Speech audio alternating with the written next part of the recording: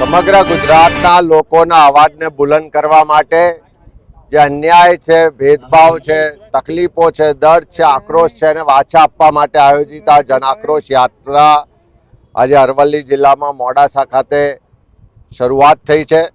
આખા જિલ્લામાં ગઈકાલે પણ શામળાજી હોય, મેઘરજના ગ્રામ્ય વિસ્તારોમાં ભ્રમણ કર્યું।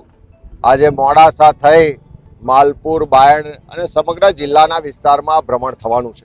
ત્યારે એવા સંજોગોમાં જે લોકોનો આક્રોશ છે કે આખા જિલ્લામાં રોજગાર માટેની કોઈ વ્યવસ્થાઓ નહીં હોવાને કારણે યુવાનોને રોજગાર માટે દર ભટકવું પડે છે। અનેક એવા માલપુરને એવા વિસ્તારો છે કે જ્યાં તાલુકા કક્ષાએ કોલેજની વ્યવસ્થા નહીં હોવાને કારણે દીકરા દીકરીઓને ભણવામાં પણ મુશ્કેલી પડે છે। મોંઘું શિક્ષણ લીધા પછી રોજગાર નથી મળતો, કાયદો વ્યવસ્થાની પરિસ્થિતિ કથળી ગઈ છે, પાણી પીવાનું ના મળે પણ દારૂ ગલીએ ગલીએ મળે એવી સ્થિતિનું નિર્માણ છે।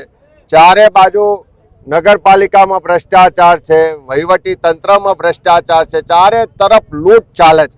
ગઈકાલે તમે જોયું હશે કે રાજ્યના મુખ્યમંત્રીએ દેશના પરિવહન ને રોડ ટ્રાન્સપોર્ટ મિનિસ્ટરને કહેવું પડ્યું, ગડકરીજીને, કે ગુજરાતની જનતા ટોલ ટેક્સના નામે કરોડો રૂપિયા ટેક્સ આપે છે, તેમ છતાં રસ્તામાં ખાડા કે ખાડામાં રસ્તા એવી સ્થિતિનું નિર્માણ થયું છે। ત્યારે કાયદો વ્યવસ્થાની પરિસ્થિતિ કથળી છે, ખેડૂતો દેવાદાર થયા છે, ખેડૂતો આર્થિક રીતે તકલીફમાં હોવાને કારણે સરકાર પાસે જે પેકેજના નામે પડીકું જાહેર થયું એની સામે આક્રોશ વ્યક્ત કરે છે। રોજગારની તક નથી, શિક્ષણની વ્યવસ્થાઓ નથી, ચારે તરફ ભ્રષ્ટાચાર છે। આ બધા જ મુદ્દાઓને લઈ અને લોકો આ યાત્રામાં પોતાની વાત, પોતાના મુદ્દા રજૂ કરી રહ્યા છે। ગઈકાલે જોયું હશે કે એક શાળાના બાળકોએ કીધું કે આખા અઠવાડિયા દરમિયાન જે મધ્યાહન ભોજનમાં ભોજન મળે છે એમાં એક પણ દિવસ એને શાકભાજી આપવામાં નથી આવતી। કરોડો રૂપિયા આપણે દર વર્ષે ખર્ચીએ છીએ, કરોડો રૂપિયાનું બજેટ ખર્ચ્યા પછી ક્યાંક ને ક્યાંક આ સત્તામાં બેઠેલા લોકોના ભ્રષ્ટાચારને કારણે એ બાળકોના પેટમાં શાકભાજી નથી પહોંચતી, એક રોટી પણ આખા અઠવાડિયામાં એમને નસીબ નથી થતી। અને એટલા જ માટે આજે ગુજરાતનું આપણા સૌના માટે એક સૌથી શરમજનક બાબત છે કે ગુજરાતમાં 50% જેટલા બાળકો કુપોષિત જોવા મળે છે।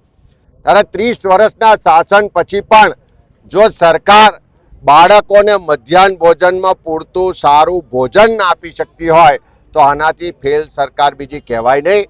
આ જનાક્રોશ યાત્રાની શરૂઆત થઈ, તમે જોયું હશે કે દારૂ ને ડ્રગ્સની જે બધી વધી છે, આ યાત્રાની શરૂઆતને તો હજુ આ એક અઠવાડિયું પણ નથી થયું પણ દારૂ ને ડ્રગ્સના બુટલેગરો ભૂગર્ભમાં જવું પડે એવી સ્થિતિનું નિર્માણ થયું છે।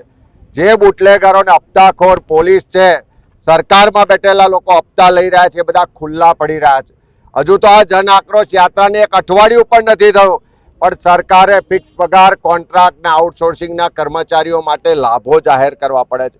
હું ગુજરાતના લોકોને વિશ્વાસ અપાવું છું કે એકવાર પક્ષાપક્ષીથી ઉપર રહી તમારા હક અધિકારની આ લડાઈમાં અમારી સાથે જોડાઓ। આ જન આક્રોશ યાત્રાના માધ્યમથી તમારા પ્રશ્નોને, તમારા અવાજને બુલંદ કરો।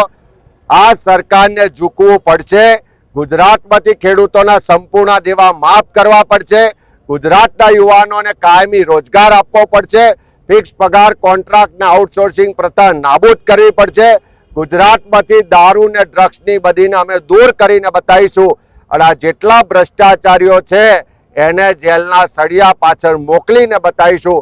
ત્યારે આવો આપ સૌનો સહકાર મળે ત્યારે આખા અરવલ્લી જિલ્લાનો આભાર માનું છું કે બધાએ ખૂબ ઉમળકાભેર સ્વાગત કર્યું, યાત્રાને સમર્થન આપ્યું ને એમના મુદ્દા માટે આવનારા દિવસોમાં કોંગ્રેસ પાર્ટી લડશે અને અહીંના લોકોને એનો હક અધિકાર અપાવશે।